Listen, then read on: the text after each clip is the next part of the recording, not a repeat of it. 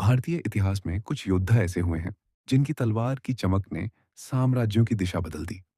ऐसा ही एक नाम है पेशवा बाजीराव प्रथम, जिन्हें इतिहास आज भी याद करता है एक ऐसे योद्धा के रूप में जिसने कभी कोई युद्ध हारा नहीं।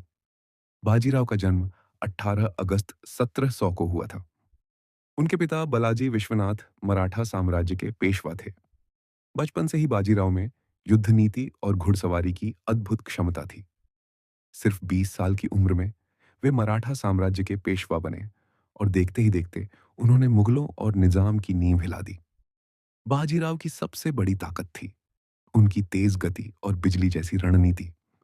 उनकी सेना घोड़ों पर इतनी तेज चलती थी कि दुश्मन समझ भी नहीं पाता और बाजीराव की तलवार उसके सामने खड़ी होती। इसी वजह से उन्हें कहा गया द फ्लैश ऑफ लाइटनिंग, बिजली की तरह तेज।